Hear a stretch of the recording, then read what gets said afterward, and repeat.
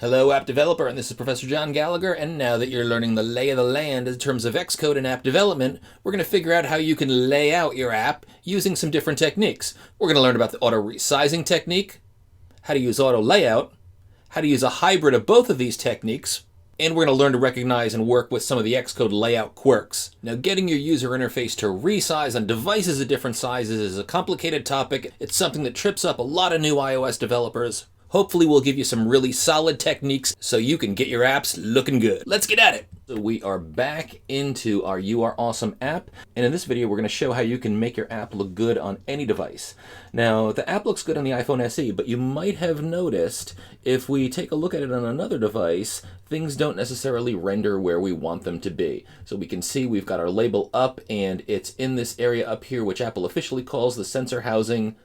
Most people call this the notch. We also don't have components resizing here. It looks kind of ugly. So there are going to be a few approaches. I'm going to go back to the iPhone SE here that we're going to use. I'm going to describe auto resizing, auto layout. We're going to show how you can combine the two, which is a nice tip.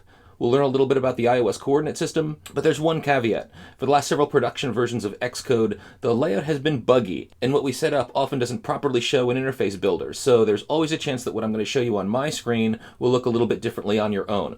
But the principles we learned today should hold, so if you apply what we learned today together, you should be well on your way to creating good-looking apps. So let's get at it. Now, one simple technique for controlling how our interface objects lay out on different size devices is to use auto-resizing. And we can find that in the inspector pane under the little icon that looks like a ruler. If you click an object and you look in the size inspector, you'll see this area that says auto-resizing. Now, there are a bunch of red lines in this box. The red lines indicate how your app will position the object. The inner square here represents the object itself. The outer lines will pin or anchor the object to the sides of the view that it's inside, and the inner lines that you see in here will scale the object in the horizontal or vertical direction. Let's try it out. Now, as we start, notice that these auto-resizing lines act as toggles. So you just click them on or off. They're on when they're bright red, they're off when they're faded. Now, if we want to pin the object to the upper right-hand corner of the device, we could simply take these red lines here and make sure that one of them is set up to constrain it to the top, and the other is set to constrain that inner square here. That represents the object itself to the right-hand side. Now, I'm not sure if you've noticed this, but there's a little animation over here, and the larger white rectangle is supposed to represent the device, and the inner red rectangle is supposed to represent the object. Now, for now, we're going to ignore the iOS devices that have sensor housings on them. We're going to stick with the classic representation, and you'll see why in just a bit. But let's see what happens when we go to a larger device. So if I click over here on the left-hand side to view as a bigger device, we can see that this is indeed anchored in the upper right-hand corner. Nice. Now, this isn't exactly what we want, so let's go back to our iPhone SE. And if we wanted our object to stretch out as the device got larger or shrink as the device got smaller, you might think, all right, well, why don't we go ahead and just add this line here and it'll constrain it to both sides. Now, that's not what we're seeing in the animation over here. We're actually seeing that these two constraints are going to fight with one another. But one thing that we can do is, first to demonstrate, I'm going to click off these outer red lines to get rid of those constraints. We can click on this center line here, and what this line will do is it will expand the width of the object itself. Now, what I've done is I've clicked the top line here to make sure that it's centered in the device. So let's see what happens if we go to a larger device like this one here. And we see, sure enough, we're resizing now, so that's great. Now, if we go to a super large device like this iPad, and if I shrink down, we see we haven't quite pinned the size of the object to the margin. You see how the left and right hand side of this object are just a little bit scaled in? Well, let me show you how we can do that. And you'll see each time that I reset this, I'm going back to my original device, because it's a good idea to lay out things on one device and then see how they render on others. And typically you'll want to work with a smaller device. I'll show you why in just a bit. But I'm going to click on the lines to enable the outer left and right constraints. Then I'm going to go back out to the iPad. And we can see now we're both pinned to the margins, but we're also increasing the size of the object itself. Nice. Back to the SE. Now, this does a pretty good job, but where it really fails on us is when we try to use this technique on an iOS device that has a notch or a sensor housing. So I'll click on one of these, and we see, our object is being partially obscured by the sensor housing. So what we would like to do is we would like to make sure that all objects will render inside of an area where they won't be obscured. Now, that's actually what this thing up here on the left-hand side of the document outline is, called the safe area. And when we click on this, we can see where the safe area is. Now, inside the safe area, no objects will be obscured by the hardware like the sensor housing, or the curvature of the device, or interface elements like navigation controllers or toolbar controllers. So the safe area is a good thing. Unfortunately, as of now, Apple hasn't updated Autoresizing to pay attention to the safe area. It just constrains itself to the overall view, which really doesn't do us any good. Now, one way we can do this is by setting physical constraints, and I'll show you another technique which you might like even more. First, let's head back to the iPhone SE. And again, we want to design on a single device so that all of our constraints apply here, and then we can see how they look when they scale up. Now, to add constraints, we're first going to click on the object that we want to constrain. Now, what constraints are these sets of rules on how an object should be laid out on a device relative to the view that it's inside of. And in order to handle the layout of objects on our device, we've got a bunch of different controls in the lower right-hand corner of Interface Builder. Now, the one that we want to pay attention to right now is the one that looks like a little Darth Vader TIE fighter from Star Wars. If you hover your cursor over, it says Add New Constraints. Now, that'll bring up this dialog box here. We see a bunch of numbers in here. All of these red lines are currently faded. That means they're not active. But if I click on one, we can see that the button now says Add One Constraint. Now, this says 20, meaning that it's going to have 20 from the top. 20 what? Well, these are points. They're not pixels, they're points. The reason why Apple uses the term point instead of pixels is on later devices, Retina devices, or Super Retina devices, Apple actually has several pixels in a point. So by having a common point system, even though you might have a device that has a higher resolution, if you say something's going to be 100 points, it's going to look the same on devices of any of those resolutions. By the way, when we were looking at our assets catalog in the previous video, we had 1x, 2x, and 3x options for our images. That'll allow you to include higher resolution images if you want them to show up even sharper on devices that are Retina or Super Retina. Another thing to pay attention to is the iOS coordinate system. The upper left-hand corner is 0, 0, but unlike Cartesian math, where a positive y value will go up, in this case, a positive y value will go down, and negatives actually go off the screen here. So x will go to the right, y will go down. What are we constraining to? This little pull-down arrow will show us. And instead of constraining to the view, which is what we did with auto-resizing, we're going to constrain to the safe area, which is what we want. Now I'm going to click on Add One Constraint. And one thing to notice is as soon as we add a constraint, we see auto-resizing goes away. So just one constraint on an object will break all of the constraints associated with that object. So we want to be careful, and you almost want to be all in on auto-resizing or not. But I will show you that hybrid technique that you might like better. Now, another thing that you might take a look at is say, holy smokes, what happened to the height of this label? Well, the label still exists over here. It says message label. There's another thing that you see over here is you get a little red object that says, hey, there's an error in your auto layout.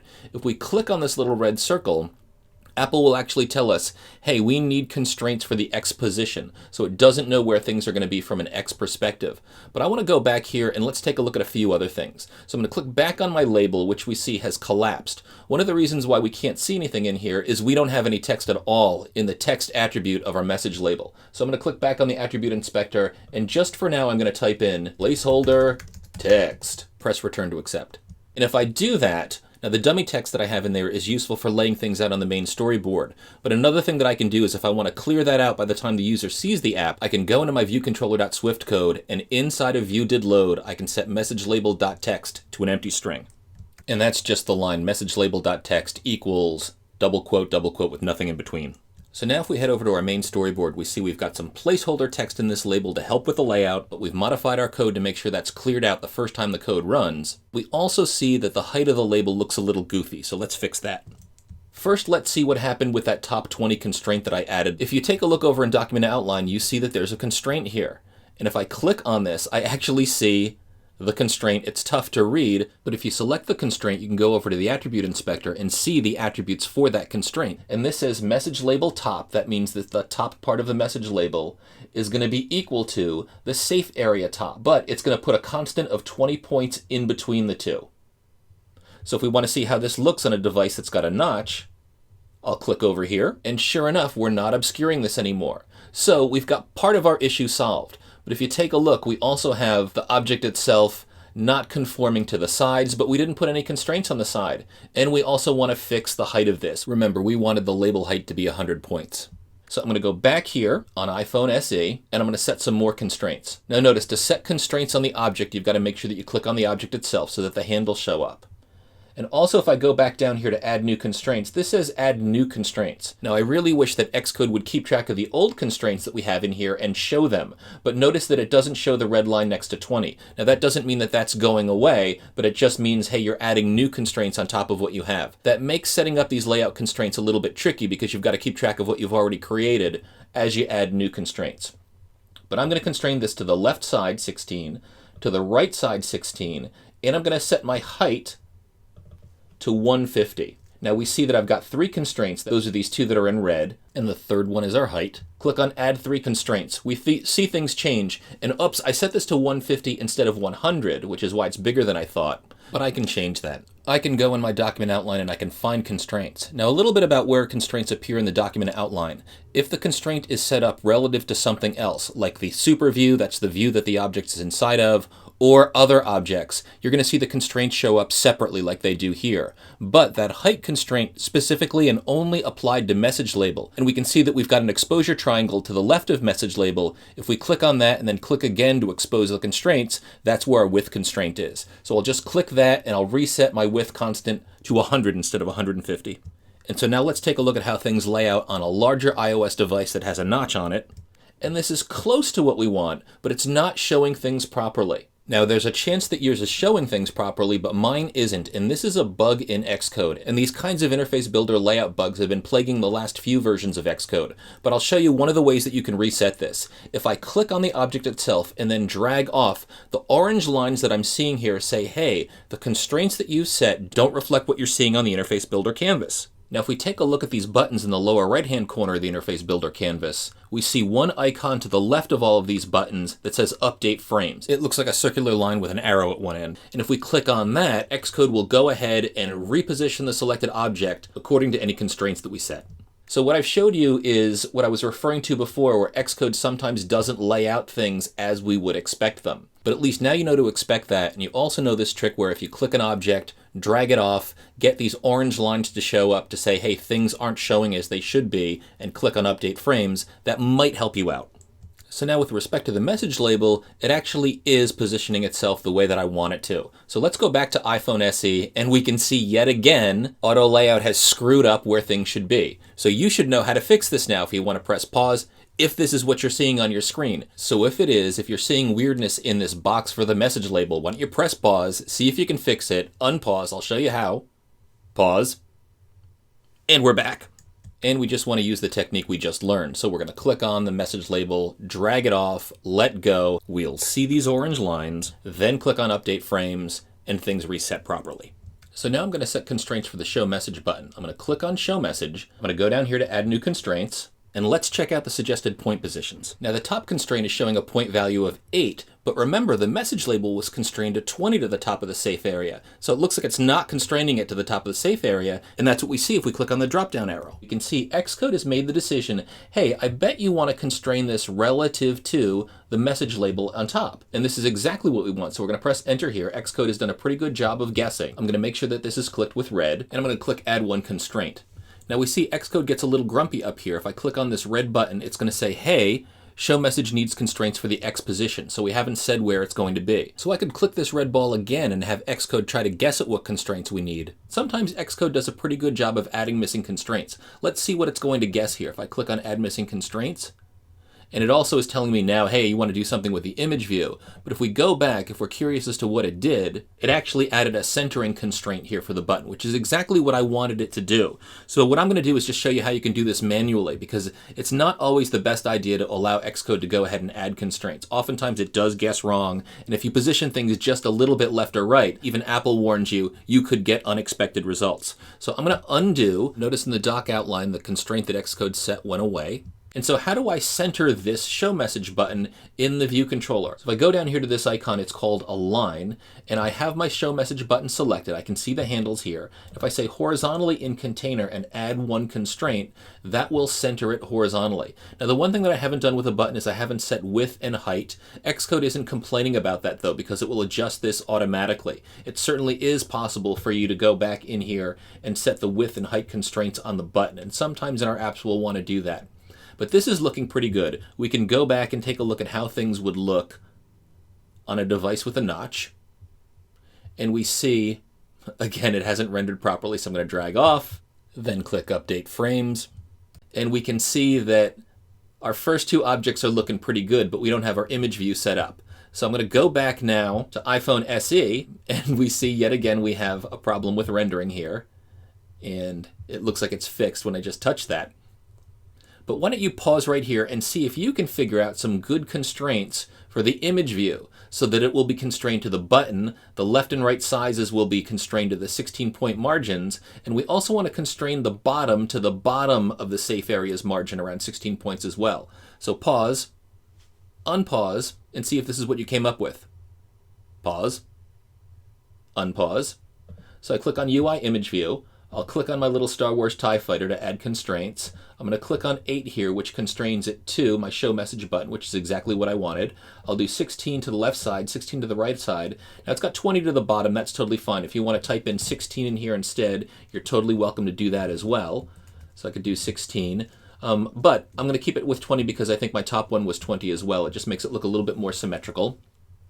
Now I don't need to set width and height because what's going to happen here is if this view controller gets larger or smaller, the left margin and the right margin will always be pinned to 16. So that will handle growing or shrinking my image view. Similarly, we see down here, because the bottom is pinned to 20, that's going to grow or shrink with a height change. So remember what we did previously. We constrained the top of the message label 20 points from the top of the safe area. Then we have a fixed height of 100. Then we've got our show message button right here. If for some reason things were getting a little squirrely, we could give a fixed height for our show message button. But what we should see is the image view will continue to grow or shrink based on the size of the device. And the top of the image view is always going to be in the same place. And that fixed distance is calculated 20 from the top of the label, then another 100 for the height of the label, then another 8 between the bottom of the label and the top of the show message button, and then whatever the height of the show message button is. So we'll click back here to the show message button and look at it in the size inspector, and oh no, I forgot to click on set for constraints, so I'm going to have to reset these constraints. But if I click on the ruler for the size inspector, we can see that the height of the button is 30. One other thing to point out, so we showed that you can set the height of buttons in here, but this is just to position things on the screen. These values are not the constraints that we set up. If you set a height constraint, it's going to override any value that was in here, and it'll reset this to whatever the constraint is. And oh yeah, since when I was setting the constraints for the image view, I'd clicked off before I clicked on set for constraints. I got to reset those. So I'll click back here, TIE Fighter, 8, 16, 16, 20. It's very important to make sure that you click on Add 4 Constraints. Now the 4 constraints are added. Now I'm going to go over and take a look at how things render on a device with the notch. And we see things are looking pretty good, save for this guy up here, but I'm going to drag it off. I'm going to click on Reset, and we see everything is pretty. And if we ran now on a new device like the iPhone 11 Pro, let's make sure things are rendering properly. And so while we're waiting for the run, we recognize that setting up constraints for all 3 of these elements was a bit tedious. Now we'll eventually learn some other techniques. I'll introduce something called the stack view, but I'll also show you a shortcut where we can take advantage of both setting constraints as well as using auto-resizing. First, I'm going to speed up this video, and remember we've got nothing in our show message label because we cleared that out with a little bit of code that we wrote in view did load. Click on show message, woo, there we go, we've got you are awesome. And if you're curious, I can stop this from executing.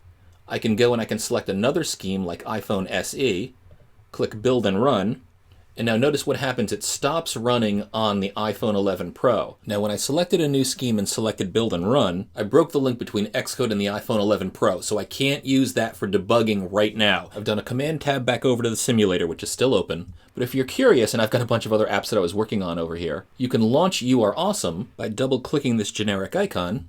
But this iPhone SE that's being simulated, it's currently linked to Xcode, and because of that, you'll be able to use the debugging features in Xcode while this is running in the simulator, but we'll introduce those in a future video. So I'll go back to this larger device with a notch. The app is running in here. I'm going to click on Show Message. Everything works as expected. The layout is looking sharp. And here comes the app on the iPhone SE, and its layout is also looking awesome. Fantastic! And so now I'll get back into Xcode, stop the simulators, and click on Main Storyboard so I can show you this hybrid that uses both auto-resizing and layout constraints. Now remember the start of the video. The fastest technique we learned to constrain layout was using auto-resizing. That was the little animation that showed up in the size inspector, but that didn't work well because it didn't recognize the safe area. So what I'm going to do first is I'm going to go back to our iPhone SE, And if I move my message label, the constraints will reset. And I'm going to get rid of all of my constraints. I've got one constraint under message label. That's the height constraint. And the reason why it's under message label is because it only applies to the message label. So I'll click to delete that. All these other constraints are listed separately, and that's because they relate one interface element to another one. So just be aware that your constraints could be in different locations. So I'm going to highlight all of these, press backspace to delete them. So now I have no constraints. And now if I go back and take a look at how things render on a device with a notch, it looks gross. And so let's get back to the iPhone SE to fix this. Now, one of the things that we can do is notice in our hierarchy over here, if we click on view, this shows us a view that's the size of the whole view controller. And then if we click on safe area doesn't look all that special on the rectangle for the iPhone SE, but let's click back on an iPhone with a notch, and we see safe area is outside of anything that would be obscured by the notch or at the bottom by the curve of the hardware. And so what I'm going to do back in iPhone SE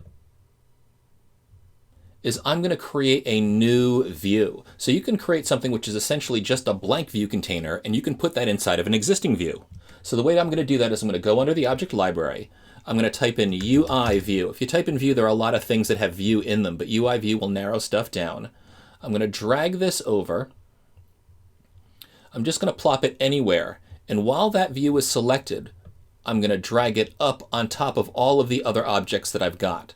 And now I'm going to put these other objects inside of the view. And I can do that by just dragging the object from the document outline over. And notice what happens, it shows it's being indented a little bit. That indent means the object is going inside of the view. So I'll put the show message in there, the image view in there, the message label in there. And so now I've got them all in the view. I'm going to click on my view and I'll drag the handles of this view so that it's resized so that it's as big as the whole view controller. To the left, my image view looks a little weird. It's outside of the view. So I'm just going to drag it inside. And now I'm going to click on this new view. And again, that's the view underneath the safe area. You don't want to confuse it with the one above it. And I'm going to constrain this view to the safe area. So I'm going to go down here and click on Add New Constraints. And I'm going to put zeros in each of these boxes, top, bottom, left, and right. What that'll do is it'll set a zero distance between this view and the safe area, essentially meaning that the view is the same size as the safe area. Now, unfortunately, we encounter another quirk in Xcode. Instead of the zero showing up in there, it says standard, but all of these are constrained to the safe area, so we're okay. We can see that the button says add 4 constraints. So let's go ahead and click that. And we should see, and if you take a look at the interface builder canvas, the view is now the size of the safe area. Now, all 3 of these objects are inside of the safe area, so what I'm going to do is I'm going to click on each of them individually, I'm going to reposition them, and I'm going to set their auto-resizing using that little animation over in the size inspector.